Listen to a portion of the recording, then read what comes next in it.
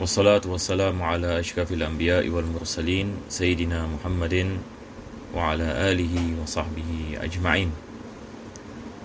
Alhamdulillah, we begin by praising Allah subhanahu wa ta'ala for giving us this ability for us to begin with the lesson in the Aqaid and An-Nasafiyya by Al-Imam Abu Hafs Umar An-Nasafi.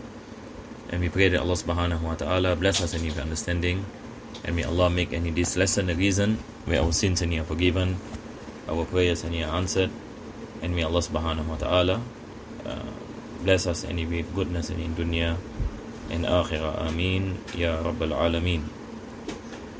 So inshallah ta'ala, for today our lesson will be an introduction to the book that we will be entering into. So most probably we will not enter into the book yet for today. Introduction is important so that we are clear on the history and the importance of this particular book that we are entering. So what I've done is I have done a few slides, PowerPoint slides, which I will show inshallah ta'ala in an effort for us to understand more about the author and also the history of the book. So now we will enter into the slides.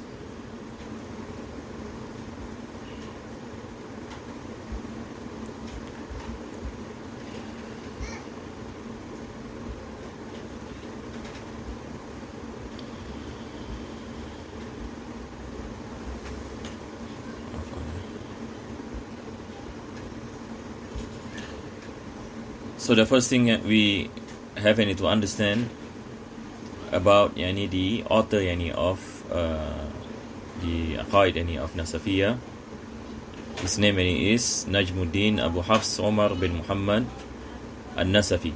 Umar bin Muhammad An-Nasafi, and the word Nasafi comes from the name of a town that is called An-Nasaf. The town that is called An-Nasaf. And Najmuddin is of course the name given or a nickname that is out of respect given to this Imam. So he was born in 461 Hijriya and passed away in the year 537. So it is about the time of Al-Imam Ghazali. Al-Imam Ghazali was born in Tus and passed away in Tus. And he was born 450 Hijriya and passed away 505. Al-Imam Nasafi, mashallah, Allah bless him with long life. He was born in 461, passed away in 537. So basically Al-Imam Nasafi, he wrote many books in many fields of knowledge. He is a faqih of the madhab of Al-Imam Abu Hanifa, Mufassir, Muhaddith, he wrote books in hadith, he wrote books in history. And the town An-Nasaf, what I did was I placed the map. Present day, the town in Nasaf it is called Karachi. It is called Karachi, and it is a city in southern Uzbekistan. So now this particular town is located in Uzbekistan and near the border of Afghanistan. So if you look at the map, the town of Nasaf, it is above Afghanistan, and if you look here, it is at the southern tip of Uzbekistan and above Afghanistan. So this is the area of Nasaf, and you find many scholars came from this area. There are many Nasafis actually. Later on inshallah we speak about Abul Mu'in An-Nasafi, who is the teacher of Al-Imam An-Nasafi. So there are a few Nasafis. So we have to differentiate between which Nasafi that we are speaking about. So the author of Aqaid Nasafiyya, he is Abu Hafs Umar bin Muhammad An-Nasafi. His teacher is Abul Mu'in An-Nasafi. This is basically present day Nasaf, one of the cities in Uzbekistan. and then we will look into what is the reason behind this Aqaid Nasafiyah, because the thing about Aqaid Nasafiyah, it is only a few pages. It is maybe about 5 pages. Inshallah, I will work on it. I haven't posted yet in our WhatsApp group the translation of the Aqaid Nasafiyah to English. So inshallah ta'ala, I will post it in our WhatsApp group so that you can refer to. And once we enter into the matan, inshallah I will portray the matan in the background. And also inshallah ta'ala, what I'll do is I will put in the Arabic text as well. So but before we go into the matan of Aqaid Nasafiyah, what I will do is I will go through the muqaddimah of the commentary of Aqaid Nasafiyah by Al-Imam Sa'duddin At-Taftazani, due to the importance of certain things that he mentioned in the muqaddimah. And that is what I posted a few days ago in the WhatsApp group, the commentary of Taftazani. And for your information, the commentary of Taftazani, it is the most important commentaries of Aqaid Nasafiyah that is accepted by our ulama. So today, for example, in many universities in the world, they are using the commentary of Taftazani on Aqaid Nasafiyah. And likewise, the commentary of Taftazani reached the Malay Peninsula in the early 17th century. In the year 1620, it was translated to the Malay language by Sheikh Nuruddin Aghaniri. This is mentioned by Professor Naqib Al-Attas when he wrote the translation of the manuscript of he mentioned as the oldest manuscript in the Malay language. So this book is present in the Malay world from that time until today, and it shows the importance of this book to be learned by us, especially in this age, as it has been many years in our area. So inshallah ta'ala, that is the thing that we will do, that we will enter into the commentary of Taftazani. And of course, as we go through the matan of Aqaid Nasafiyah, I will concentrate on the matan itself, the text of Aqaid Nasafiyah. I will not go into explaining any commentaries, because what is important for us at this point is to focus on the text of Aqaid Nasafiyah. But of course, I will bring in certain things that is of importance from the commentaries of Aqaid Nasafiyah. So this is basically to tell you that our class is going to be a class on Aqaid Nasafiyah and not the commentary of Aqaid Nasafiyah. I have to say this because I posted the commentary of Aqaid Nasafiyah in the WhatsApp group. Some of you might be thinking that we are conducting this commentary of Aqaid Nasafiyah. No, we are focusing on the matan. Just the muqaddimah of Taftazani, I will go through inshallah ta'ala, due to its importance as what I mentioned. One of his students of Imam al-Nasafi by the name of Burhanuddin al-Marinani, who is a famous Hanafite scholar, the author of the kitab Al-Hidayah, the book Al-Hidayah in the fiqh Hanafi. It's like Minhaj al-Talibin in the fiqh of Imam Shafi, and it is used in fatwa in the madhab of Al-Imam Abu Hanafi, and the author is a student of Al-Imam al-Nasafi. So Al-Imam al-Nasafi in fiqh he is Hanafi, in Aqidah he is Maturidi, which also inshallah we mention. And this Aqaid Nasafiyah is written based on the school of Maturidi, and there is not much difference between Maturidiyah and Asha'ira, except for a few pointers, which inshallah ta'ala I will cover, maybe not in this lesson, maybe in the next lesson. So what I will do inshallah ta'ala, before we enter into Aqaid Nasafiyah, I will just run through quickly some of the differences between Asha'ira and Maturidiyah, because this is the school of thought of the Ahlus Sunnah wal Jama'ah. Ahlus Sunnah wal Jama'ah is either Asha'ira or Maturidiyah. Asha'ira, Maturidiyah. Asha'ira, and it goes back to Al-Imam Al-Ash'ari, Ali bin Ismail Al-Ash'ari, and the school of thought of Maturidiyah, and goes back into Abu Mansur Muhammad bin Muhammad Al-Maturidi.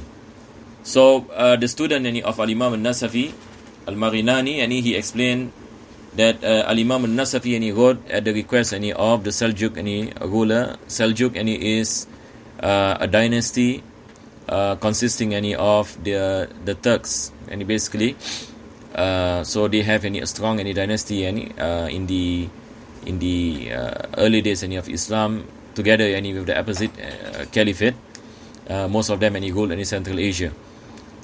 So at the request of the Sultan, when he visited Samarkand in the year 535 Hijriya, so Al-Imam al-Nasafi wrote this Aqaid al-Nasafiyya at the towards the end of his life, at the request of the Sultan.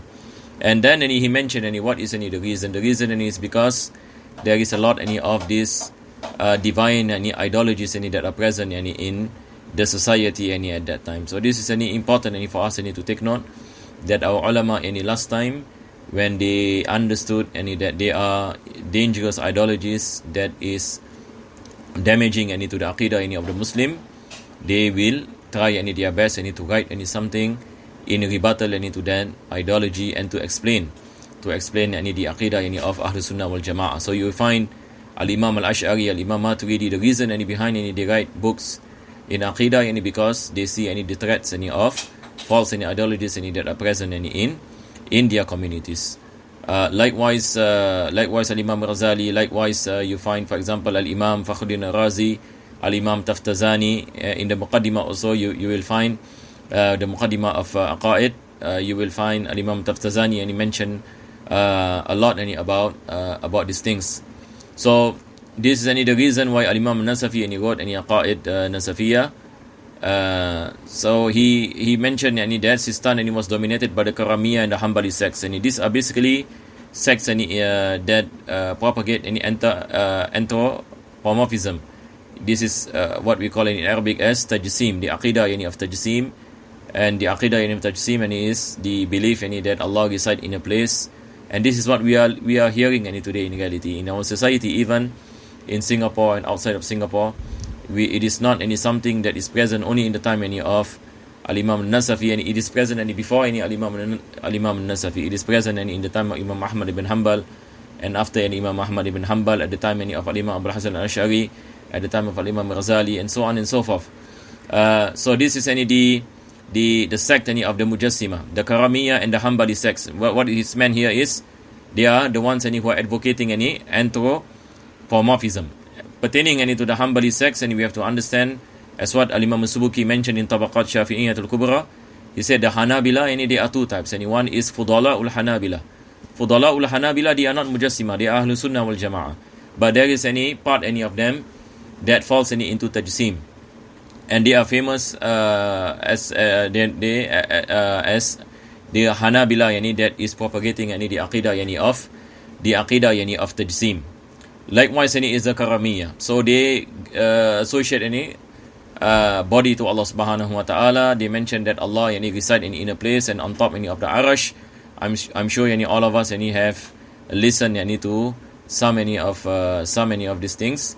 And this is what you call it, an aqidah that is damaging to the aqidah of Ahlus Sunnah wal Jama'ah. So because of this existence of this anthropomorphism that is present in that society, the scholars of Samarkand asked Imam Nasafi to write this Aqaid Nasafiyya, and they all put their signatures at the end of the document. Among the scholars present, the gathering Sultan Sanjar, Sheikh al-Islam Abdul Hamid Ismandi as-Samarkandi. So this is the historical moment when Al-Imam al-Nasafi wrote this Aqaid Nasafiyya, and subhanallah, as what I mentioned earlier, it reached the Malay Peninsula in the early 17th century, and it is translated into the Malay language by Sheikh Nuruddin Al-Ghaniri. This is Sheikh Burhanuddin Al-Marinani, the famous student of Al-Imam al-Nasafi. He was born in the year 530 Hijriya, passed away in the year 593, the author of Al-Hidayah. The teachers of Al-Imam Nasafi is some of the teachers. Fakhrul Islam al-Bazdawi, Abul Yusr al-Bazdawi, and Abul Mu'in al-Nasafi. This is what I mentioned in the beginning, the name Abul Mu'in al-Nasafi. It is important for us to look at his teacher, because the Aqaid al-Nasafiyah is written out of the book that is written by his teacher, that is called At-Tabsirah. So this is what I mentioned after this. So this Aqaid in Nasafiyah, alongside the Fiqh al-Akbar of Imam Abu Hanifa, Aqidah Tahawiyah of Abu Ja'far al-Tahawi, by the 17th century, more than 50 commentaries were written on this work, and the most famous is Taftazani's commentary named Sharh Aqaid al-Nasafi. This is what I mentioned earlier. Okay, this is important for us to take note. And he wrote the Aqaid strictly following the structure of Tabsir al-Adillah. So it is the parable of the contents of Tabsir al-Adillah. So what Al-Imam al-Nasafi did, he looked into the book written by Abu Mu'in al-Nasafi, and then he summarized it into his Aqaid. So it is from this book that is called At-Tabsirah, Tabsiratul Adillah, by Sheikh Abu Mu'in al-Nasafi. So that is why do not be confused by the name Nasafi, because there are many Nasafis. Abu Mu'in Nasafi is teacher, whereas Abu Hafs Nasafi is the student of Abu Mu'in al-Nasafi. So this book Tabsiratul Adillah is printed, even if a person wants to buy, it is printed at least 3-4 times. It's printed in Syria, it's printed in Egypt, and commentaries were written to this particular kitab.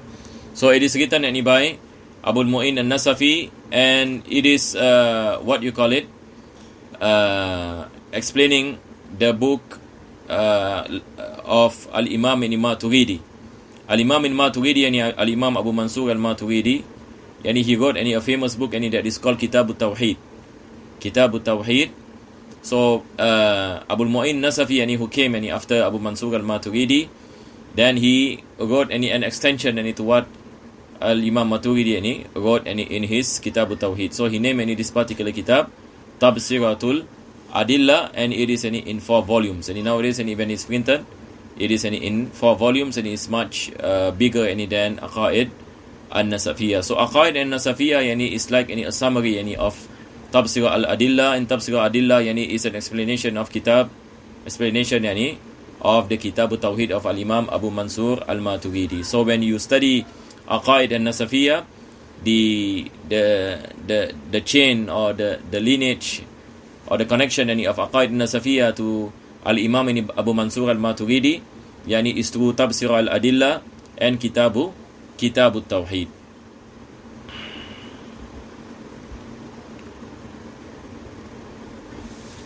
Nasafi's presentation of the issues in this work is more systematic, and his style is more accessible than of al-Maturidi. And it is a comparison between Kitab al-Tawheed of Al-Imam Abu Mansur al-Maturidi and Tabsiratul Adillah of Abu Mu'in al-Nasafi. So you will find, for example, Tabsiratul Adillah, it is more systematic in terms of its explanation of the things that is explained in Kitab al-Tawheed. So it becomes a book that is famous all over the Muslim world, especially the Ahnaf. When they study, for example, the Aqidah of Maturidiyah, this is one of the books that they turn to. Kitab al-Tawheed of Al-Imam Maturidi, and as what I mentioned, it is a compilation of the Aqidah of Islam, and at the same time it consists of rebuttal against the Karamites, Mu'tazilas, Qadariyah, Majus, Sufis, dualisms. And this is one of the greatest work of Al-Imam Abu Mansur al-Maturidi, and he also established proofs for every single point in Islamic theology. So he is the teacher of Al-Imam Nasafi, Abu Mu'in al-Nasafi, one of the most important Hanafi theologian in the Maturidite school after Al-Imam Abu Mansur al-Maturidi. His name was Maimun bin Muhammad Mu'tamad. bin Muhammad bin Makhul bin Al-Afdal Al-Nasafi Al-Makhuli.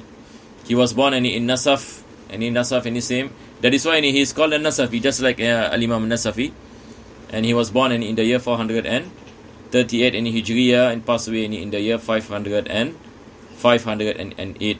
So he was during the time of Al-Imam Ghazali. There are some differences pertaining to his birth date, and that is not really important. And just to look into the founder of the Maturidi madhab, that is Abu Mansur Muhammad bin Mahmud As-Samarqandi. This is Al-Imam Al-Maturidi. So sometimes you hear people for example saying Al-Asha'ira Al-Maturidiyya, Asha'ira Maturidiyya, or you see a person by the name of Sheikh Fulan bin Fulan Al-Maturidi. So meaning he ascribed to the school of thought of Al-Imam Maturidi, and they are known as Maturidiyya. And as what I mentioned, there are no differences between Al-Asha'ira and Maturidiyya except for a few pointers. So this is Al-Imam Maturidi. So he was present in Samarkand. Samarkand also is one of the cities in Uzbekistan. He passed away in the year 333 Hijriya. So about the same time as Al-Imam Abul Hasan al-Ash'ari. Al-Imam Abul Hasan al-Ash'ari passed away in the year 325. Al-Imam Abu Mansur al-Maturidi, and he passed away in the year 333. So they live in the same time, but they do not meet. So after they passed away, the students of Al-Imam Abu Hasan al-Ash'ari and the students of Al-Imam Abu Mansur al-Maturidi, and they met and discussed, and they found out that they have the same understanding of the Aqidah of Ahlus Sunnah wal Jama'ah, which is inherited by from the Prophet sallallahu alaihi wasallam. So in Aqidah we say that the one who established the knowledge of Kalam, or the knowledge of Aqidah, it is Al-Imam Abul Hasan al-Ash'ari or Al-Imam Abu Mansur al-Maturidi.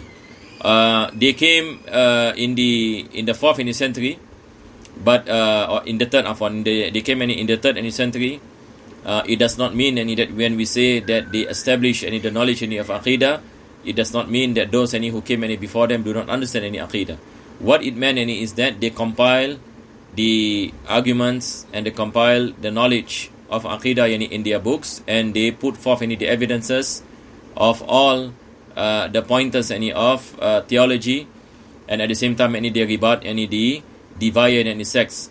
So the scholars who came after Al-Imam Abul Hasan al-Ash'ari and Imam Abu Mansur al-Maturidi, when they look at the works of Al-Imam Abul Hasan and Imam Abu Mansur, they mention that this is the Aqidah of Ahlus Sunnah wal Jama'ah, which is inherited from the Prophet sallallahu alaihi wasallam. So these two big Imams, what they did was they compiled any knowledge of Aqidah, which they have inherited from the ulama up all the way to the Prophet sallallahu alaihi wasallam. So by following them, we are following the Prophet sallallahu alaihi wasallam in reality. So it is not about following someone for the sake of following, but we are following someone due to the fact that this is what the Prophet sallallahu alaihi wasallam gave to the ummah and explained to the ummah.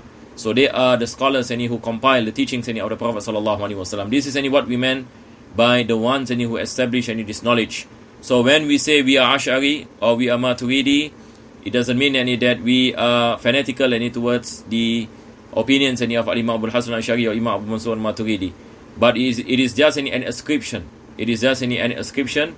But the reality of it is that we are following the creed of the Prophet sallallahu alaihi wasallam, which is revealed by Allah subhanahu wa ta'ala to all the prophets and messengers. So scholars who came after the death of the Prophet sallallahu alaihi wasallam, they compile any knowledge and they explain and they put forth, and it becomes a school of thought where people are ascribed to that particular school. But in reality, as what we mentioned, it goes back to the Prophet sallallahu alaihi wasallam. Likewise, in fiqh, for example, we say Al-Imam Shafi'i is the one who established any knowledge of fiqh as far we are concerned, because he's our Imam.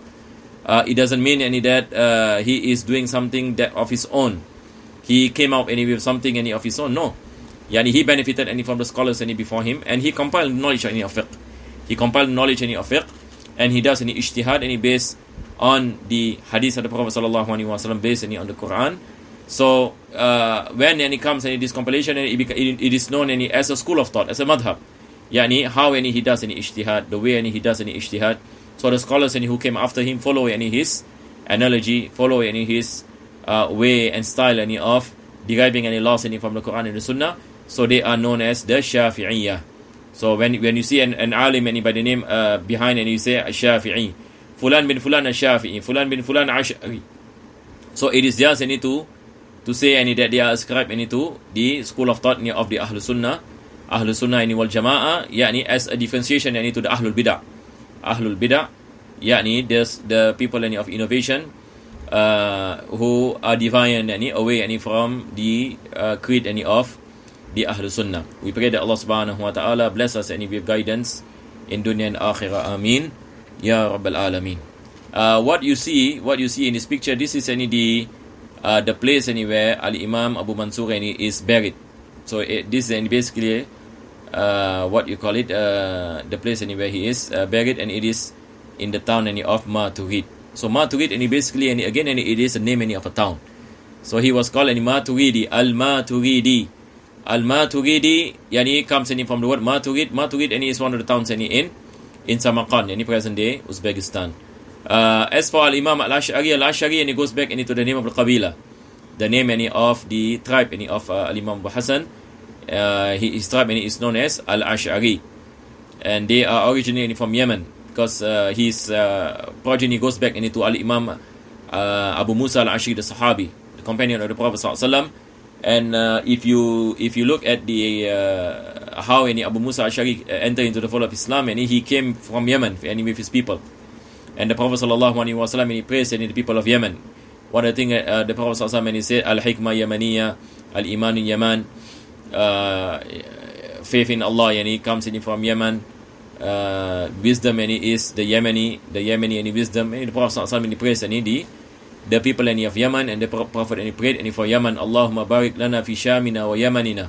Oh Allah, bless our Yemen and our Sham. And one of the instances the Prophet ﷺ was saying this hadith is when the coming of this particular Sahabi, Abu Musa Ash'ari, from Yemen, and he entered into the fold of Islam and became one of the greatest knowledgeable Sahaba amongst the companions of the Prophet ﷺ. And Sayyidina Umar al-Khattab made him a governor in Iraq. So Abu Hassan, Al-Imam Abu Hassan Al-Ash'ari, is the progeny of Al-Imam Abu Musa Al-Ash'ari. So many of our scholars mentioned this is the blessing of the dua of the Prophet sallallahu alaihi wasallam for this particular tribe. And then came Al-Imam Taftazani. Now this Imam is important.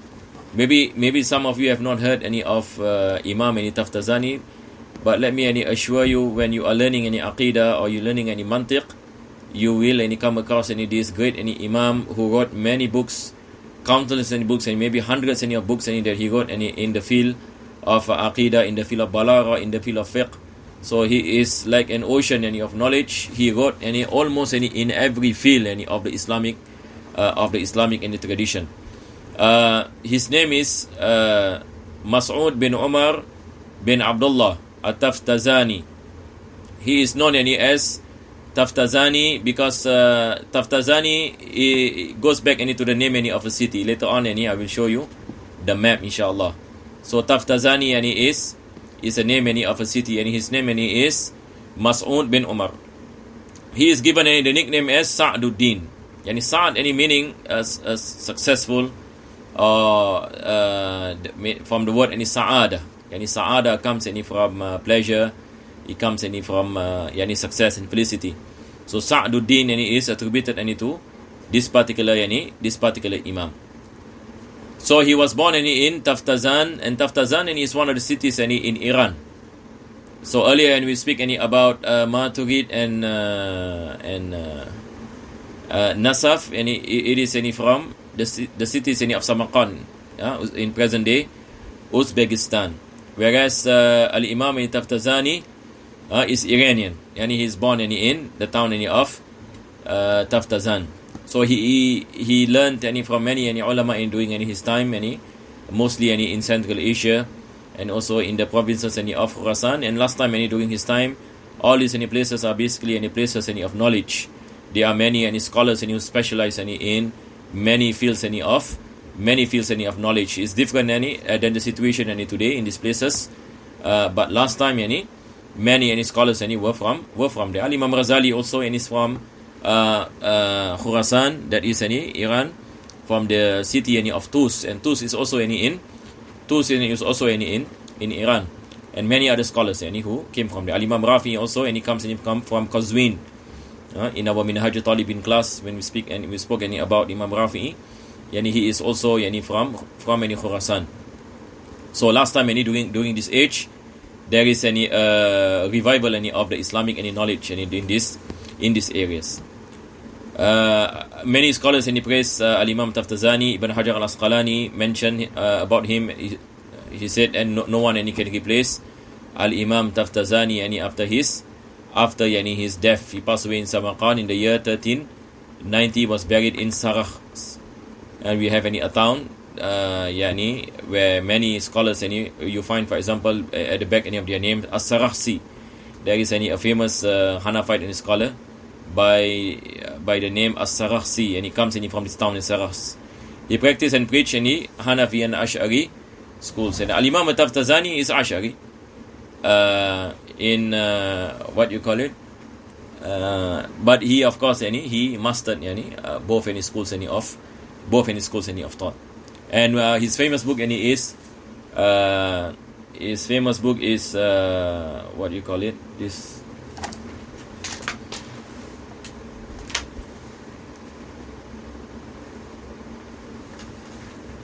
is the famous book of Sharhul Maqasid. One of the best books written in the knowledge of Al-Kalam. And as you can see, this is one volume, one thick volume.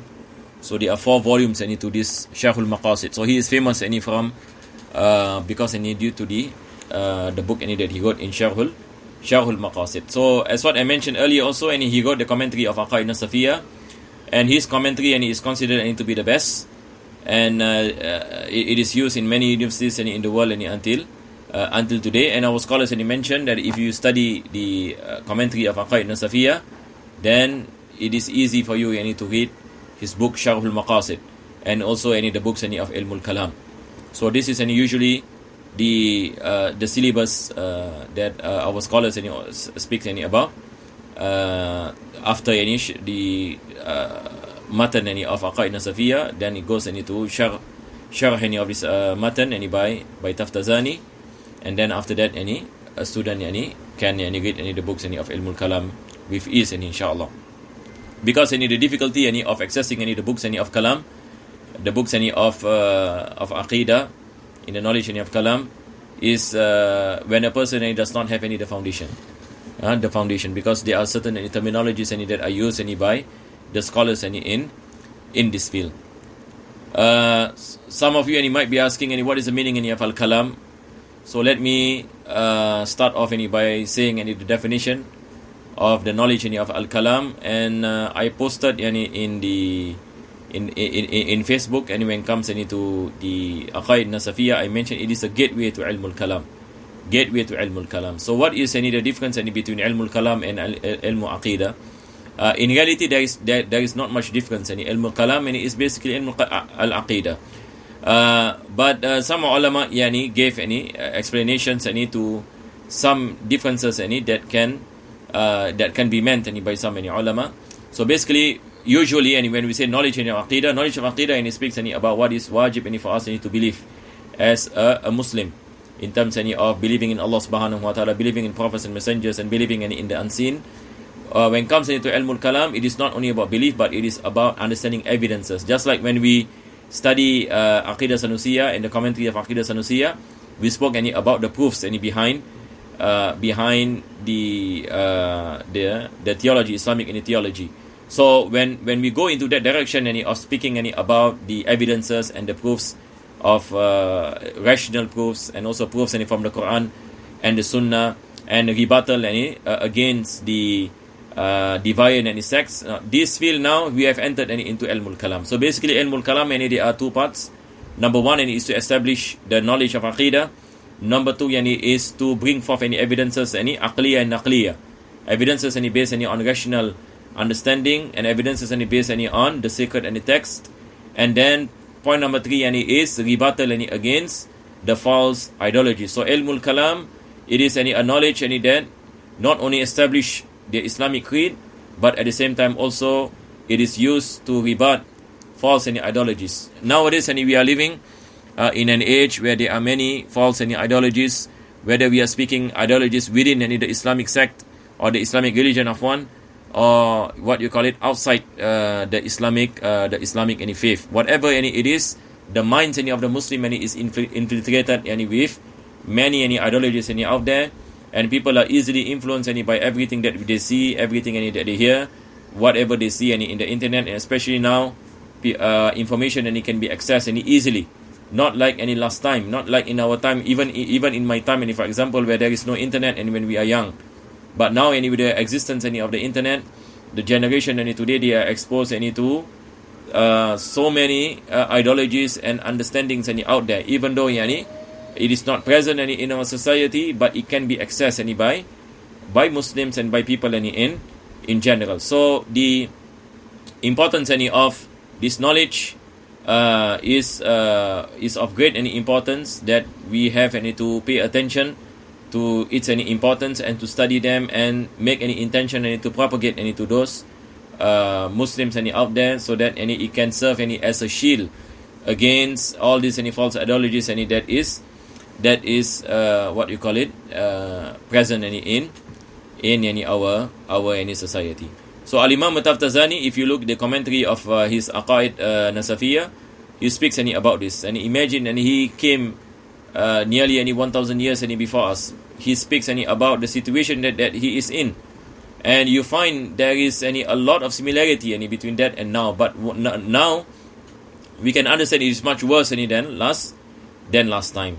So, again and again, and as what I mentioned, the importance of Ilmul Kalam, and it has to establish has to be established in our society, and that is the reason why I started off with all these lessons in Kharidah Bahiyya, and then we entered into Aqidah Tahawiyya, and then we entered into Sharh Sanusiyya, and now we have entered into Aqaid and Nasafiyya.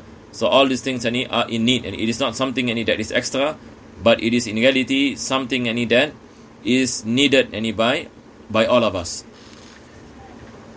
So this is Al-Imam Taftazani.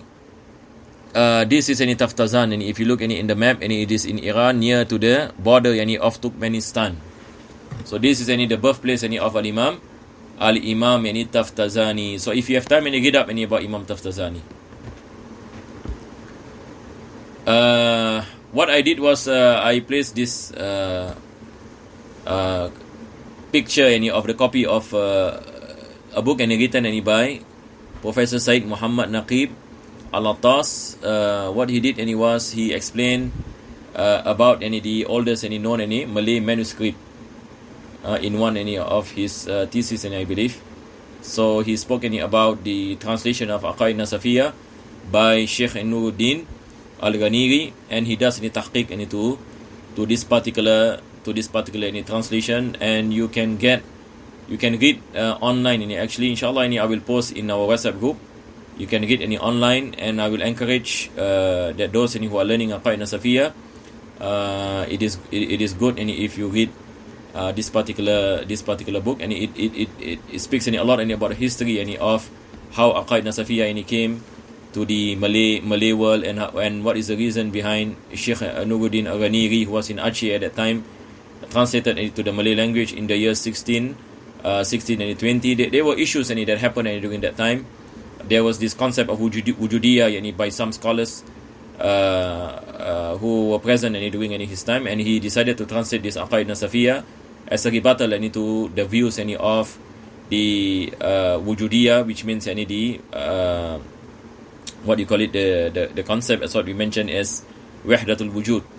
So Sheikh Ghaniri rebutted, for example, Hamza Fansuri, claiming that this concept wujudiyah is against the Islamic the Islamic any creed, the concept any of wahdatul wujud.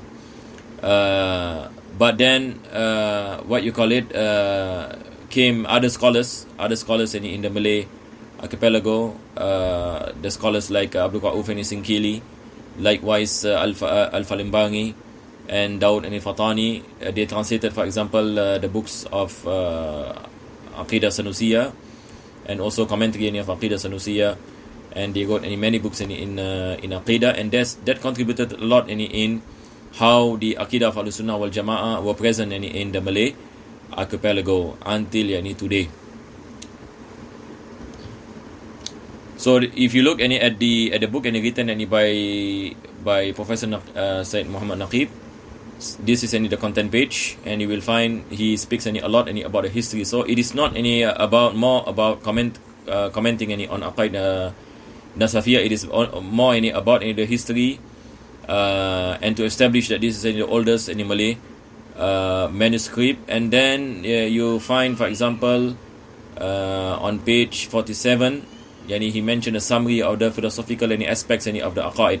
Inshallah, when we enter into the matan of Aqaid Nasafiyah, inshallah, we take a look at some of the pointers that are explained by the professor. But our of course, our class I will explaining each and every word of the matan of Aqaid An-Nasafiyah, so that inshallah ta'ala it is clear to us to understand the content. So this is I took what you call it a pic of one of the pages as the summary of the philosophical aspects of the Aqaid. So to me it is something that is interesting for us to take note how this has any connection with the Greek philosophies. And we know, for example, Greek philosophy, many books were translated into Arabic language, especially in Baitul Hikmah during the time of Harun al-Rashid. And many of our scholars read Aristotle, for example. Imam Ghazali rebutted Aristotle in his book Tahafutul Falasifa, and how this Aqaid Nasafiyah also mentioned some of the philosophical aspects. You will find, for example, it begins with speaking about the Sufista'iyah, which is the Sufis in reality. They were present before the time of Aristotle, and that becomes the reason of Socrates rebutting them, and then came Aristotle, and so on and so forth. So this history and philosophy of Greek philosophy and the Islamic philosophy come into place, and it is important for us to have some understanding about this history, so that we can understand the situation that we are in today. Because today when we want to understand the Islamic thought, so all these things come into play, as it is related to many things that we are learning today. We pray that Allah subhanahu wa ta'ala bless us with tawfiq and hidayah. So inshallah our first lesson is just as what I mentioned in the beginning, is just an introduction. Inshallah next week I will speak a bit about maybe some of the differences between Ash'ariyah and Maturidiyah before we enter into the matan. And inshallah ta'ala I will post the matan, the translation, in our WhatsApp group, inshallah. And inshallah every lesson we will focus on the matan, except for the muqaddimah of Taftazani. That one we will go through, inshallah. So we will enter into the muqaddimah of Taftazani before we enter into the matan of Aqaid Nasafiyah. So inshallah we will end our class here. Bismillahirrahmanirrahim. Rabbana taqabbal du'ana innaka antas samiul alim, tub alayna innaka antat tawwabur rahim, wakhtim bisalihati a'malana wa ajrina Allah karim bi fadli subhana rabbika bil izzati amma yasifun wa salamun ala al mursalin walhamdulillahi rabbil alamin. Taqabbalallahu minkum. du'ana innaka antas samiul alim, tub alayna innaka antat tawwabur rahim, wakhtim bisalihati a'malana wa ajrina Allah karim